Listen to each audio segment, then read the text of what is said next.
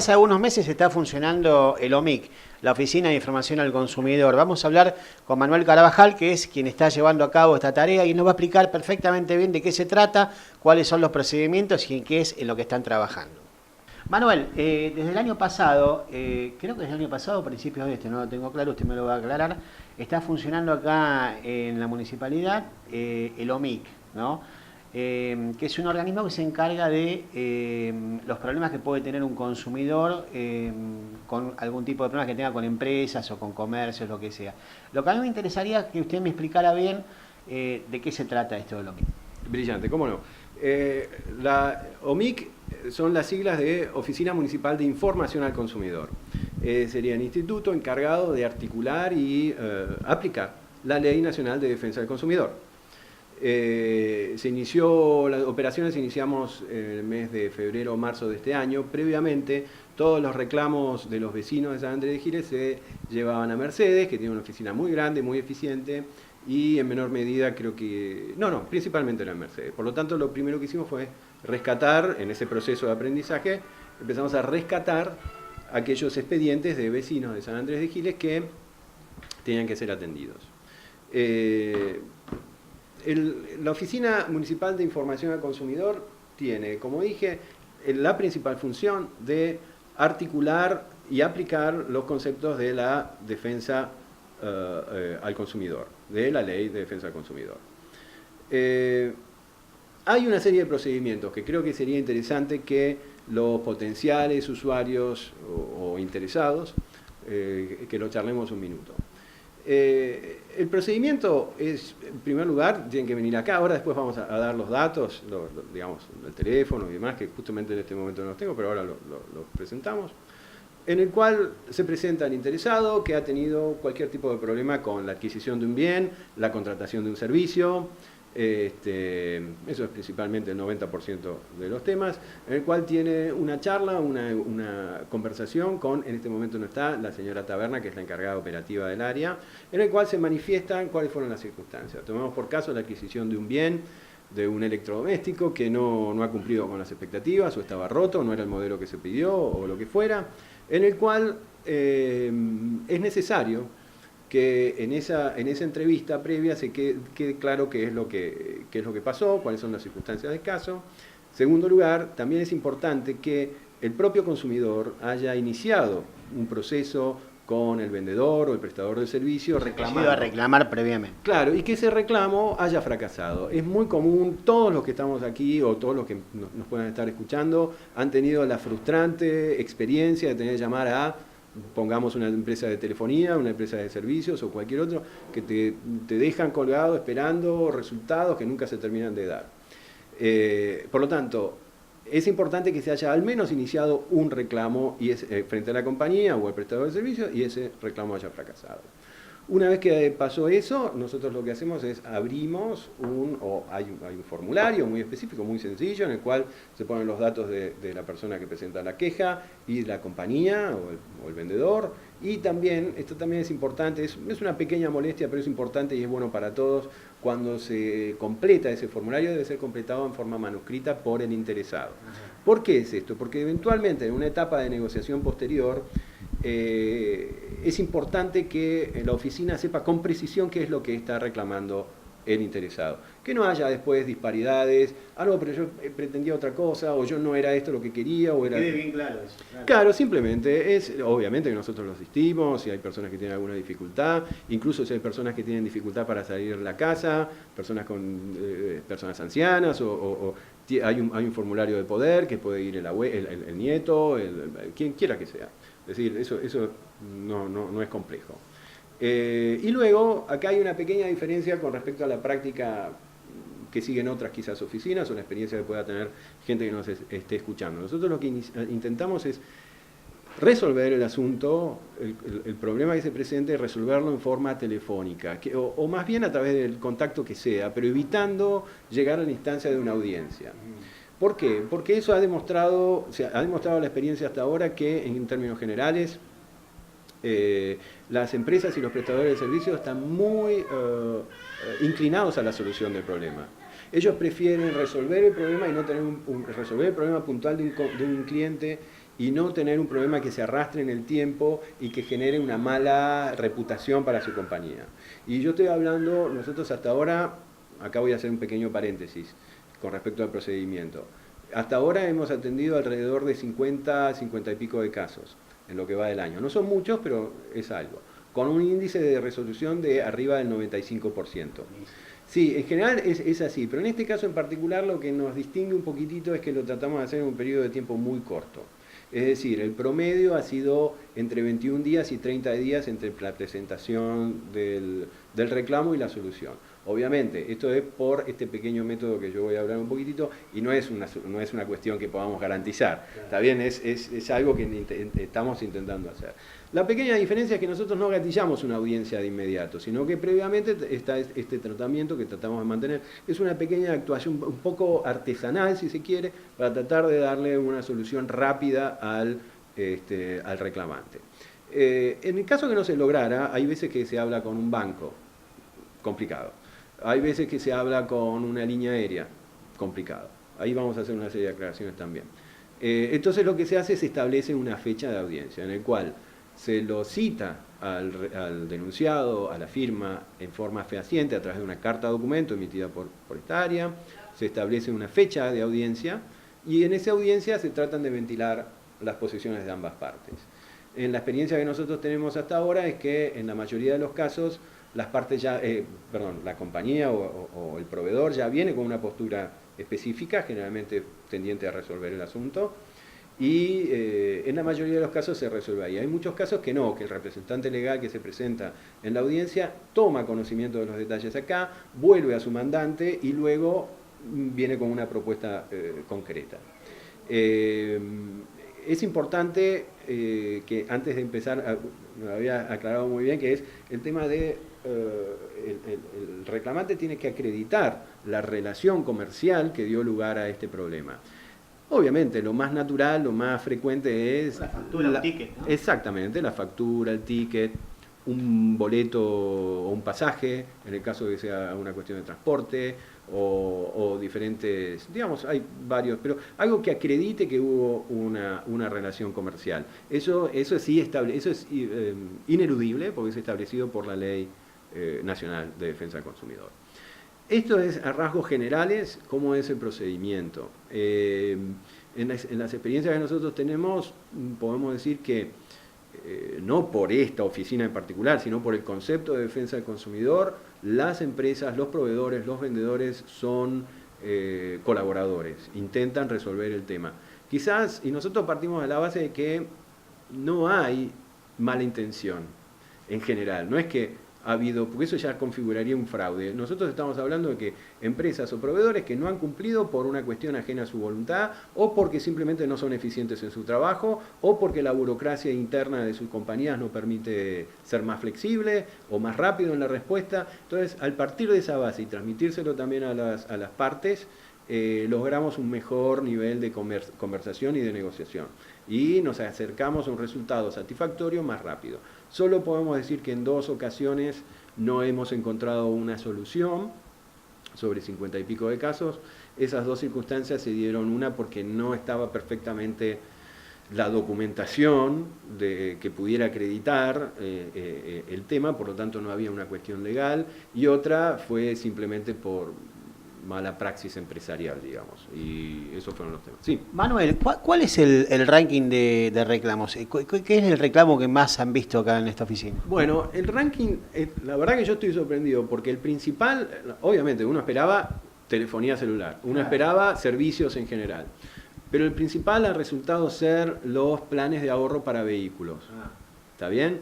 Yo, si puedo tener la libertad, yo haría una recomendación a la luz de lo que hemos hablado, lo que estamos hablando, que todas aquellas personas que quieran adquirir un plan de ahorro y de esa manera, sean especialmente cuidadosos en los términos del contrato, y que también sean especialmente cuidadosos con lo que la concesionaria promete o los acuerdos de la concesionaria. ¿Por qué? Pues es diferente la terminal, digamos el fabricante, con el concesionario. Y el fabricante firma, o los consumidores firman un contrato con el fabricante, pero muchas veces ese contrato es firmado por lo hablado con la concesionaria. No siempre se condice. No necesariamente es igual, bien notado. Por lo tanto, yo diría que sean especialmente cuidadosos en eso. Hay que ser cuidadosos en todo en los términos de las compras. O sea, cuanto más compleja o más valioso es el bien o servicio que se contratan, por favor, sean más cuidadosos en los términos con los cuales se hace.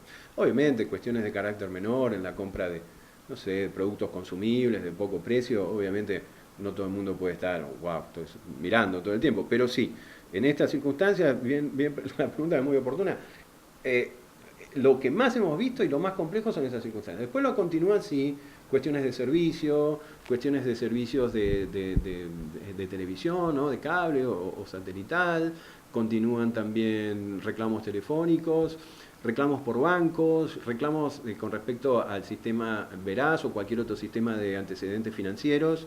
Muchas veces se generan deudas que la persona no conoce porque están mal asignadas, están equivocadamente asignadas. Obviamente, como no tiene conocimiento de esa deuda, se cae y entran al Veraz sin realmente haber tenido, sin falta alguna de su parte.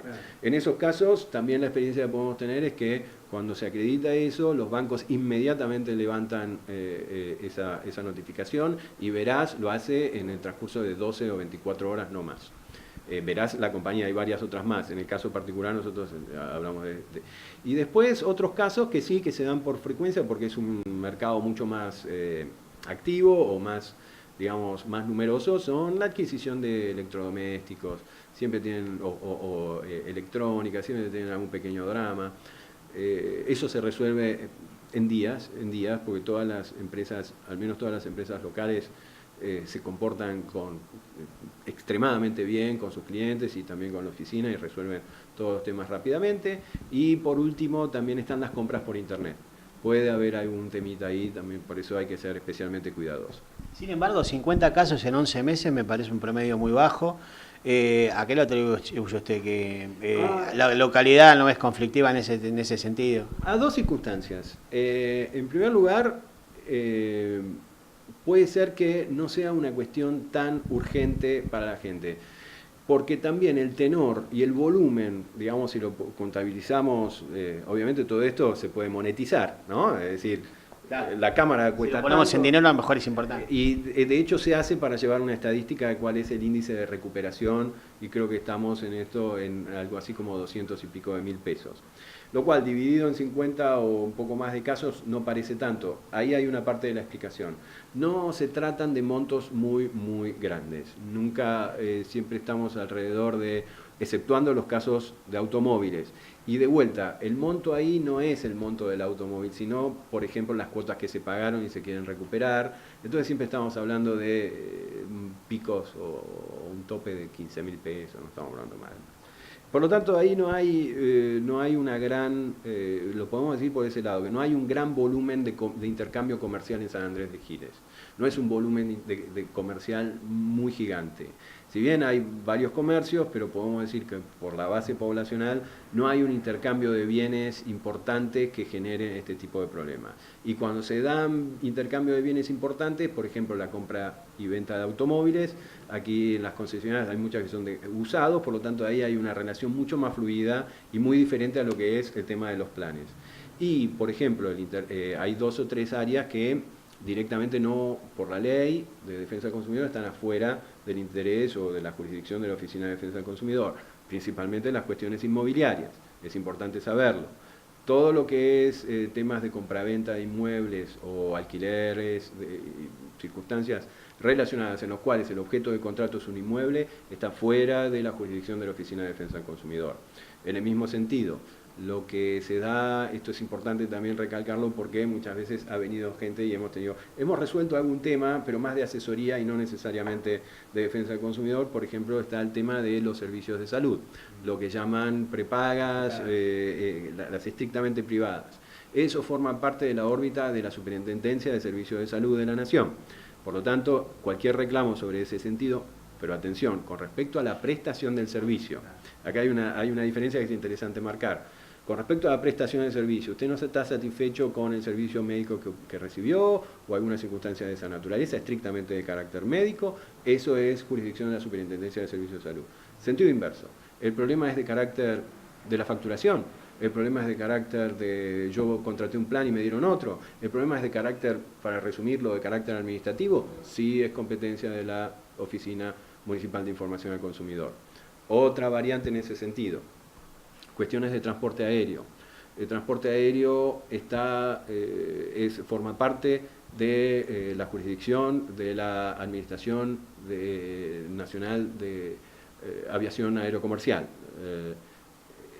Eso es porque hay una serie de tratados internacionales que firmó la Argentina, el de Varsovia en el año 28, y después se fueron actualizando. Por lo tanto, todo lo que corresponde al tema del transporte aéreo en sí mismo, que es pasajes, se llama cuando se anula el viaje, se canceló el vuelo, me quedé afuera, me perdieron el equipaje, todo lo que es transporte nuevamente forma parte del Estado Nacional a través de la Administración Nacional de Aviación Civil. No así lo que es, no me reconocen las millas, o me han facturado mal, o la factura vino, eso corresponde a esta área. Qué bueno saber eso. Claro, en el caso de la primera circunstancia, mucha gente dice, ¿pero qué hago? Bueno, nosotros lo que hemos hecho, en 2 o 3 circunstancias se presentaron, juntos con el reclamante, entramos en la página de ANAC, de la aviación civil, hicimos la denuncia, lo ayudamos, por supuesto, pero va todo por una cuestión individual del reclamante, pero lo asesoramos, mirá, vamos por este lado. Así que ahí hay 3 instancias en las cuales, por diferentes situaciones normativas, corresponde a otras áreas y nosotros no necesariamente podemos atender, pero siempre le vamos a dar siempre vamos a encontrarle la vueltita, siempre vamos a encontrarle la forma de que la persona que viene a consultar, de ahí que sea OMIC, información al consumidor, ¿no? Ahí le encontramos una vueltita siempre. Para dejarlo en claro, cualquier persona que tenga un problema de este tipo, tiene que venir acá a la oficina de inspección. Claro, exactamente, aquí que es en San Martín 888, en planta baja, es al fondo. El centro cívico que todos conocemos. Exactamente. Hay un teléfono específico que me da mucha vergüenza no recordarlo. Lo ponemos en el videograph.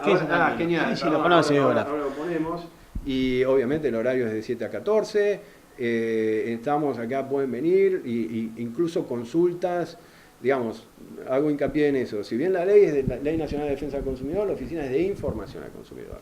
Así que alguna vuelta, si no está dentro de lo que establece la ley, alguna solución podemos encontrarle o por lo menos guiarlo a la persona que consulta para sacar adelante el conflicto. Manuel, lo cambio de tema un minutito porque usted también es director de la oficina de inspección, una dependencia que va a cambiar su estructura prontamente, se va a llamar algo así como Protección Ciudadana. Correcto. Básicamente me interesa que me hable del tema del tráfico, del tránsito, lo vemos realmente muy desordenado en San Andrés de Giles. Nos llama la atención, a diferencia acá en otras ciudades, lo desordenado que está acá en San Andrés de Giles. ¿Tiene algo para acotar sobre esto? Sí, por supuesto. Ahora, después, en el transcurso de los días, se hablará en detalle con respecto a cuáles son los alcances, las funciones, las incumbencias de la nueva dirección, las cuales no van a variar demasiado. La realidad es que, llevado al tema de números, hay muchísimo más para hacer. La Dirección de Inspección General, hoy ya extinta, tenía recursos limitados, tanto en material como en personas. Y con respecto a eso se explotó al máximo lo posible. Ahora se han subsumido 2 unidades en las cuales se ha generado, hay más personal, hay más vehículos, va a ingresar al menos 2 personas más, con lo cual se va a extender el control a las 24 horas y se va a extender a lugares en los cuales por cuestiones fácticas, operativas, antes no podíamos estar. Con lo cual podemos empezar a hablar con mayor seriedad, llegar a mayores niveles de intervención en la calle y a lograr mayor orden. Esto es un trabajo que no tiene fin. Digamos, lo que se va acercando a objetivos deseados y esos objetivos siempre se van modificando. Por lo tanto, es un devenir continuo. Así que se espera que esa percepción mejore. Manuel, le agradecemos. No, yo agradecido que hayan venido. Gracias. A órdenes. Gracias. Por favor.